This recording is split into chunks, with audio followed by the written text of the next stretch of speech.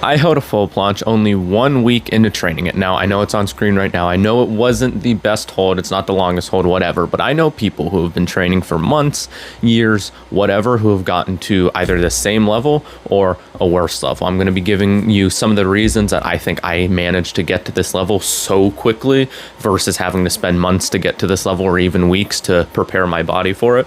And I just want to say, don't do what I did. When I had made the attempt, I was doing planche leans, which is, in my opinion, one of the best ways to prepare for planche. I'm going to be going over kind of what that means just to give you some value just straight up. So if you decide to click on and click off in like 2-3 minutes, whatever, then you'll have at least something.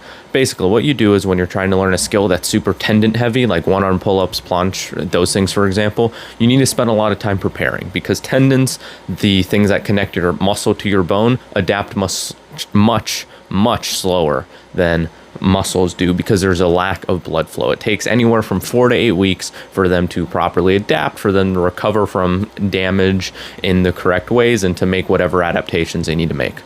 For me, I am going to be doing planche preparation, like 8 to 10 second holds, maybe even slightly longer, for the next 3 weeks minimum. What I recommend is that you do preparations anywhere from 4 to 8 weeks. And the only reason that I'm doing less than the 8 weeks, because normally I'm on the safer end, is because I already got fairly strong when it came to weighted and all that kind of stuff. And also I did a lot of arm wrestling training, which I'm going to talk about in a little bit, which is also very tendon specific in the right places. Like my elbow tendon here is very, very strong, hopefully. So I should be good on that front. Now, anyways, what I did was extremely stupid. I could have tore a bicep, could have tore something in like my elbow, whatever.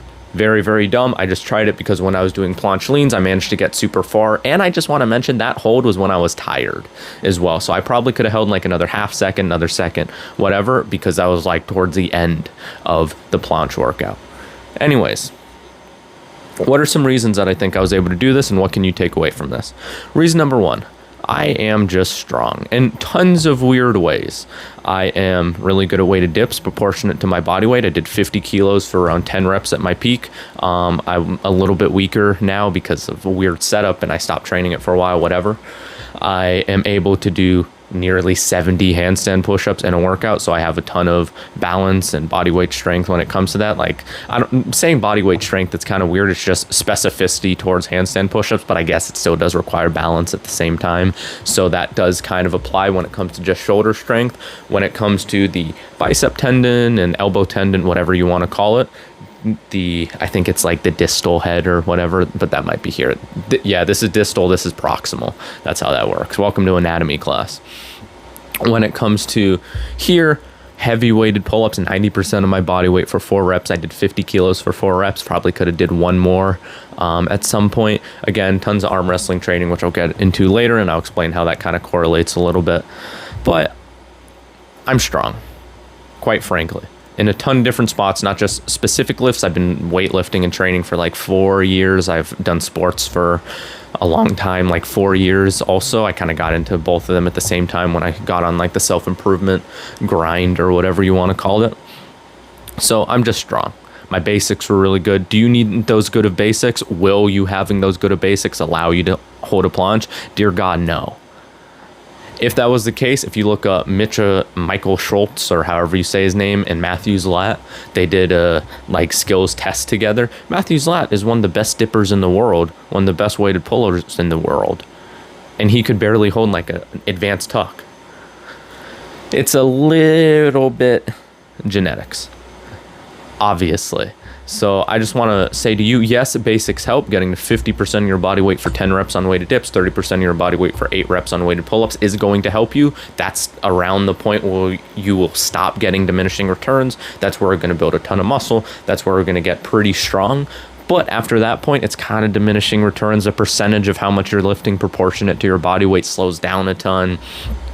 You're not really able to progress in strength much more, just a bunch of different things. So getting past that point isn't required unless you want to, but that's what I would say the basic requirement to go either all in on skills or just start learning them. Like with handstand push-ups, you can be a little bit weaker on dips, but for like one arm pull-ups, for example, dear God, please get stronger on weighted pull-ups, like literally 90% of your body weight for like 4 to 6 reps, something like that, just so you have kind of a gauge on how your body can pull. And also it's going to be a lot safer because your tendons are going to be strong enough to do that movement. What else? I am naturally very athletic.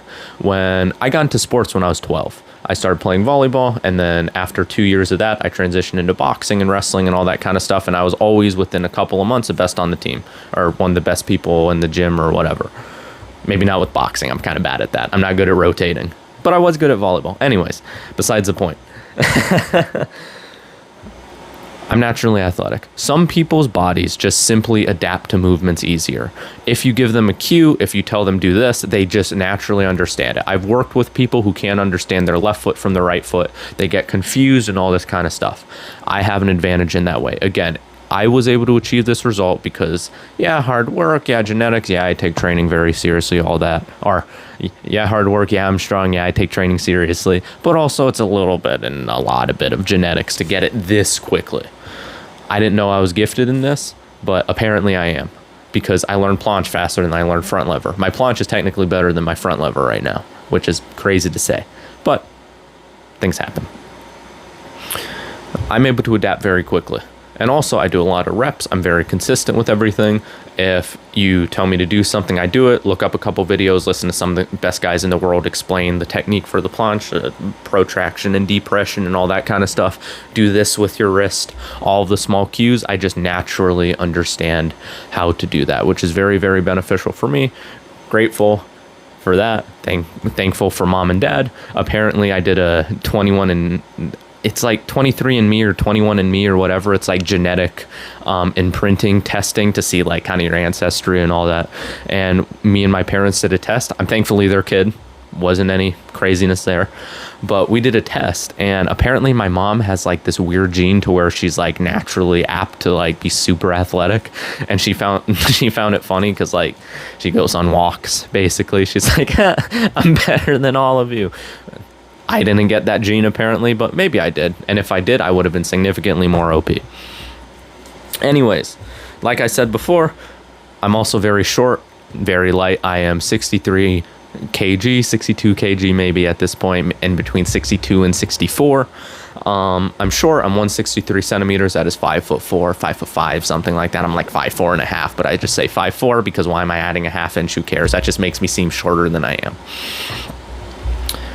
That's beneficial. And being short necessarily isn't the thing that helps, because it's proportions, it's your limb proportions. It's if you have really long arms, planche is going to be, I think, a little bit easier, because if you have shorter arms, you're going to have to lean further. I think that's how that works. I could be getting that backwards. Don't take my word on that specifically. I have to think about it for a second, and I'm not going to do that like on camera. That'd be weird. But it's proportions more so. I have decent proportions for it.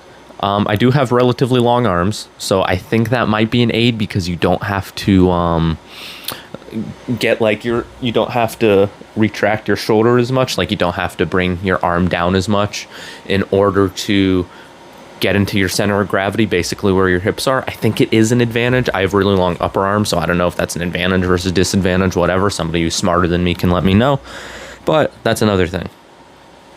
What else? I think arm wrestling played a massive role in conditioning my tendons, because doing pronation lifts, constantly pulling, getting into weird positions, all this kind of stuff for weeks and months. I never did it like professionally or whatever, but I would do the thing to where like 3 people would arm wrestle me at the same time, and I would pull against them, because most people aren't very strong, and I am, just not even to brag. I just objectively am proportionate to the average population. Doing that, having 3 people pull with all of their body weight with one arm and then doing the other arm, I really think that helps. Because if you look at Larry Wheels, for example, yes, he's strong in a billion other ways that I'm not, but he did do the arm wrestling. And a lot of people do attribute to how quickly he learned planche. I think it was in like 1 month he was doing like full planche and full planche push-ups, which I think was a little bit too fast for his tendons, maybe, if they weren't adapted. But if we're thinking, okay, arm wrestling allowed him to make those changes, then I think that's what helped. I really do think that there is some value to, if you do arm wrestling, if you do anything with like isometrics at all, because how it works is concentric, eccentric, you've heard of all that, but isometrics is when you just hold in a static position, like you don't move. That's what a planche is, or that's what a front lever is, or anything where you're just holding your body in a position. Handstands technically one too, if you're just holding the top position. That stresses your tendon a lot more than a concentric, and eccentric stress it a little bit more. So from least to greatest, it would be concentric, eccentric, and then isometric. Arm wrestling is all isometric or mostly eccentric. I think that really does help, especially when it comes to your wrist, when it comes to training your tendons, even kind of your shoulder. Like if you do, well, maybe the back of your shoulder, maybe like it helps with stability a little bit. I actually don't think it would help with your shoulder a ton, but even if you're strong, your rotator cuff, your elbows in general, like doing a ton of side pressure work I've done, I got to like, I want to say roughly 45% of my body weight for like 3 sets of 15 on side pressure. So that's like in kilos, that's 22.5 kilos. I was able to do 50 kilo wrist curls for like sets of 8.